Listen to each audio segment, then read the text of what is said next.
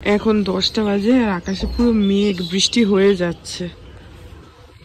আর কালকে ঝড়ে ওইদিকে আমাদের জবা ফুলের টপটা পড়ে গেছিল, ওই যে পাপা এখন গেল ওটাকে তুলতে। তো সব অফিস যাচ্ছে।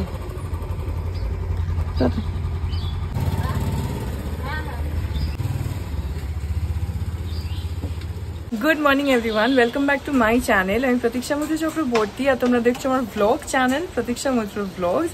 এখন ওই 11:15 মতন বাজে। বিতোষক এর ঝড় জলের মধ্যেই অফিস চলে গেছে। আর ও অ্যাকচুয়ালি ভেবেছিল যে সকালের দিকে যদি ঝড় হয় তাহলে তো যেতে পারতো না, কিন্তু যেহেতু জাস্ট বৃষ্টি পড়ছে, যদিও প্রচণ্ড জোরে বৃষ্টি পড়ছে, সেজন্য ও বেরিয়ে গেছে। যাই হোক, আজকে দেখি কি করি এই ঝড়ের মধ্যে। মানে এত বাজে ওয়েদার, সকালের দিকে একটু হালকা হালকা বৃষ্টি পড়ছিল ঝিরঝির করে, এখন তো মানে রীতিমতো মুষলধারে বৃষ্টি পড়ছে, তবে ঝড়টা হচ্ছে না। আর আমাদের এখানে পুরো গাছ ফাছ ভেঙে গেছে। আমার নিজেরই এই যে জবা গাছটা, এটা কালকে পুরো পড়ে গেছিল বারান্দাতে। মানে কালকে তো আর বেরোতে পারিনি, দরজাটা সিল করা ছিল, তোমাদেরকে দেখিয়েছিলাম। জানলাটা খুলে দেখলাম যে ঢাপ করে একটা আওয়াজ হলো, দেখে খুললাম, দেখলাম জবা গাছটা পুরো মাটিতে পড়ে গেছে। থ্যাঙ্কফুলি টপটা ভেঙে যায়নি, একটু মাটি এদিক ওদিক পড়ে গেছে। যাই হোক, তারপরে আজকে দেখি কি করি কি না করি, যেটাই করবো সেটাই তোমাদের সাথে শেয়ার করবো। সো সঙ্গে থাকো, দেখতে থাকো, আই হোপ তোমাদের ভালো লাগবে। গাছের ডাল ভেঙে গেছে, এই গাছটা তো খুবই খারাপ অবস্থা গেছে। হ্যাঁ, নিচেও ভেঙেছে, উপরে ভেঙেছে, ওই যে ওইখানটায় ভেঙেছে, এখানে ডাল ভেঙে পড়েছে, ওই দিকেও ভেঙেছে। আর এখন আবার জোরে আসলো বৃষ্টিটা।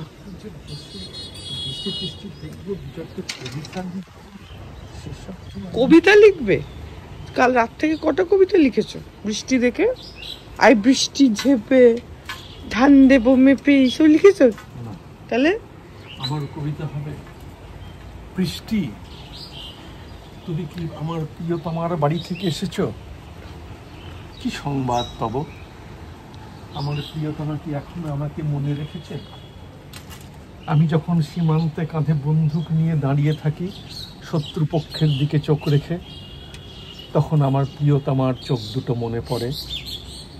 বৃষ্টি, তুমি কি তাকে ছুঁয়ে এসেছো?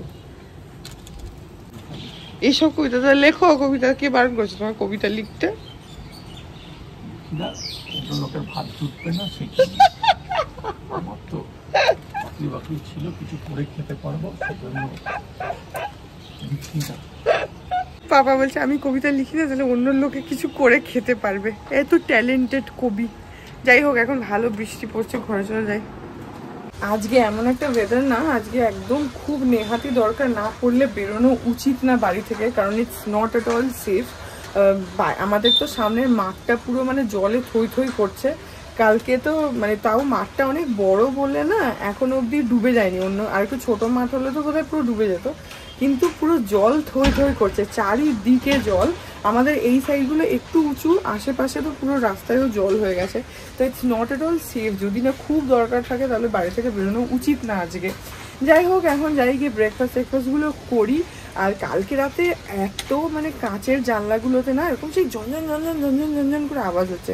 সেই লাস্ট আমফানে হয়েছিল, আমফানে তো আরও বেশি হয়েছিল। আর প্লাস আমফানের টাইমে না পুরো ছাদটা আমাদের ঘরের দিকে ছিল, তো সে জল টল মানে দরজার উপর দিয়েও জল ঢুকছে। এটা আমি ফার্স্ট টাইম আমফানের টাইমে দেখলাম যে দরজার উপর থেকে জল পড়ছে। এইসব হলো, মানে নিচ দিয়ে তো ঢুকছে, উপর দিয়েও সে ঝর্ণার মতন জল ঢুকছিল। যাই হোক, থ্যাঙ্কফুলি কালকে সেটা হয়নি, কিন্তু বেশ ভালো ঝড় হয়েছে আর ভয় করছিল রীতিমতো।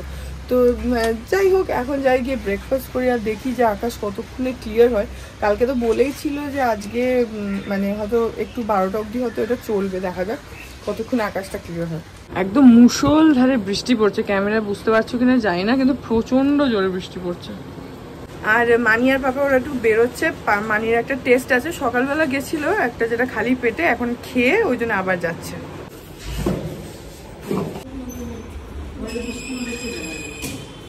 টাটা।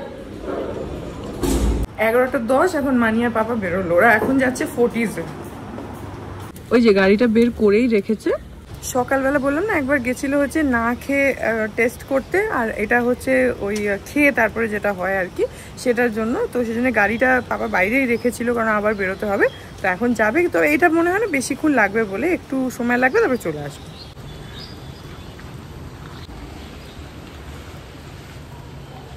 আজকে দেখো এত বৃষ্টির মধ্যে আমাদের দুপুরবেলার লাঞ্চ এখানে খিচুড়ি হয়েছে, আর মানি এখানে বেসন গুলে রেখেছে, এই যে এখান দিয়ে বেগুনি হবে, আর এই যে আমার জন্য অমলেট আছে, 5 মিশালি তরকারি আছে, আর পটল ভাজাও আছে। আজকে খিচুড়ি, এরকম ওয়েদারে খিচুড়ি ছাড়া আর কিছু ভালো লাগে না। মায়ের সাথে কথা বলছিলাম, মাও বলছে যে আমি তো আজকে খিচুড়ি বানিয়েছি। এলাম, ও আমাদেরও তো খিচুড়ি আজকে। এই ওয়েদারে এখন বেশিরভাগ লোকই আজকে হয়তো খিচুড়ি বানাবে, এত বৃষ্টি পড়ছে, আর বৃষ্টির মধ্যে খিচুড়ির থেকে বেস্ট আর কিছুই লাগে না। এখন 2:15 বাজে, আর বাইরে না বৃষ্টিটা আরো বেড়েই যাচ্ছে, মানে ওয়েদার ক্লিয়ার হওয়ার থেকে তো আরো খারাপ হয়ে যাচ্ছে। যাই হোক, এখন যাই আর কি, আমরা লাঞ্চটা করে নিই। আর বাইরে অবস্থাটা জাস্ট দেখো, মুষলধারে বৃষ্টি পড়েই যাচ্ছে, মানে সকালের থেকে এখন আরো বেড়ে গেছে। ঝড় তো যা হলো, আজকে বৃষ্টির দাপটে অবস্থা খারাপ। যাই হোক, এখন যাই আর গিয়ে লাঞ্চটা করে নিই। খিচুড়ি তো তোমাদেরকে দেখিয়ে দিলাম, খেয়ে নিই।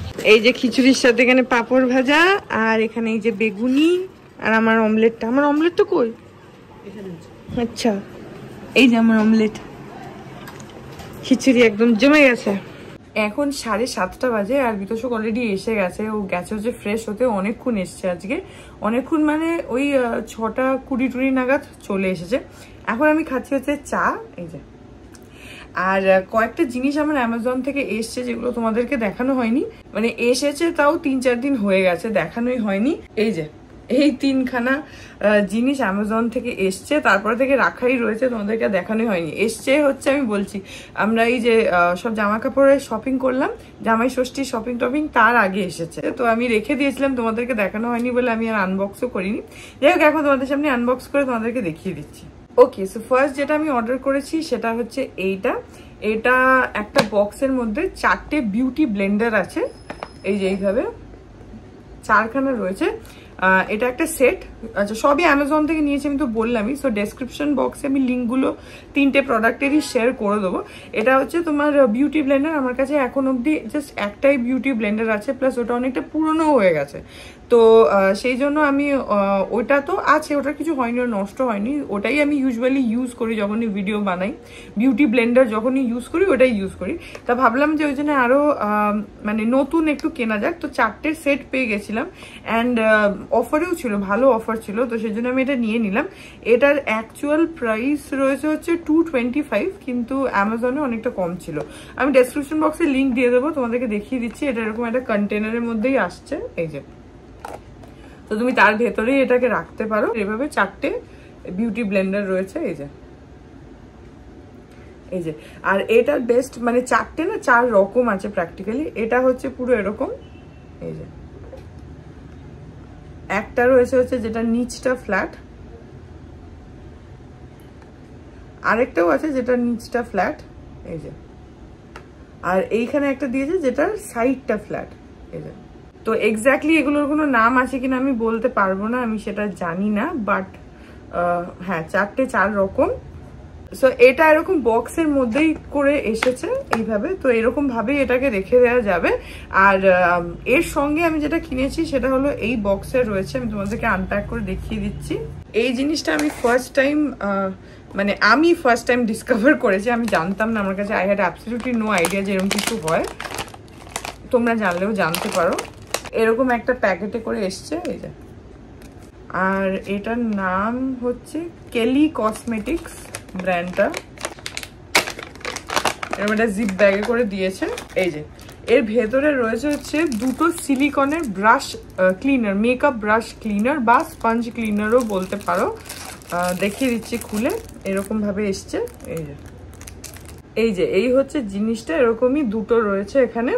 অ্যাকচুয়ালি প্রোডাক্টটার যে ছবিটা ছিল সেটার মধ্যে ছিল হচ্ছে একটা একটু সাইজে বড়, মানে যেটার মধ্যে এরকম ভাবে 3টে ফিঙ্গার তুমি ঢোকাতে পারবে, আর একটা একটু ছোট যেটার মধ্যে 2টো ফিঙ্গার ঢোকাতে পারবে। কিন্তু এখানে দেখছি যে দুটোই সেম সাইজেরই এসছে।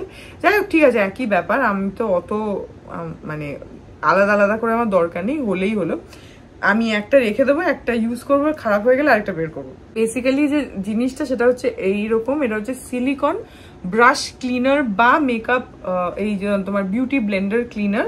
এটা যেটা করতে হবে হচ্ছে যে ব্রাশটা মেকআপ করার পর ব্রাশের মধ্যে বা বিউটি ব্লেন্ডারের মধ্যে তো মেকআপটা লেগে যায়, তো সেটাকে রিমুভ করার জন্য ব্রাশটাকে প্রথমে একটুখানি অলিভ অয়েল যদি থাকে তাহলে সেটা দিয়ে একটুখানি ডলে নিতে পারো।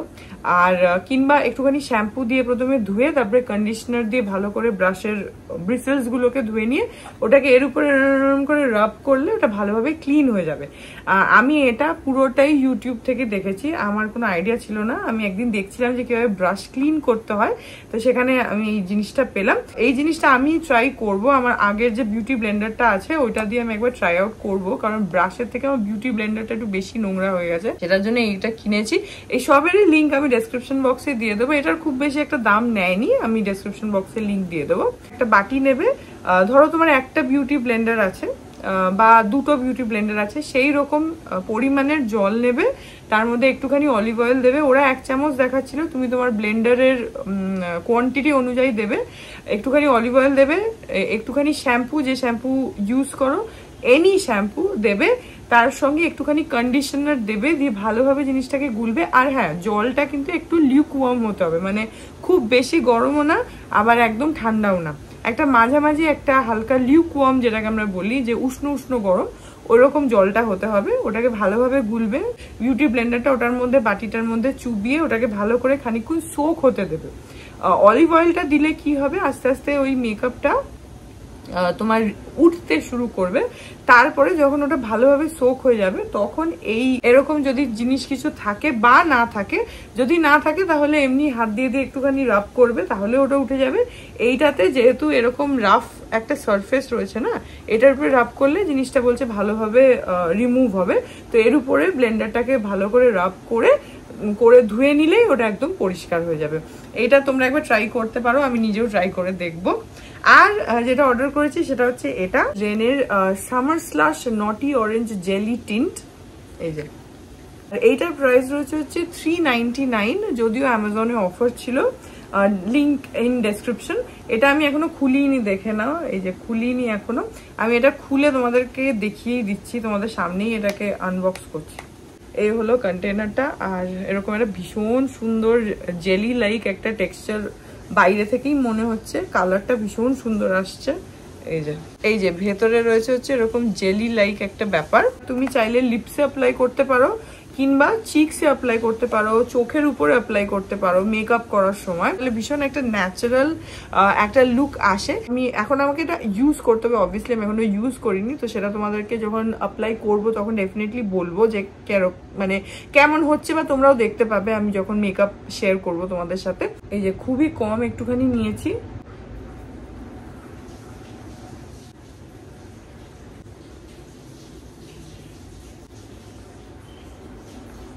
এরকম হাত দিয়ে এখন লাগিয়ে নিচ্ছি।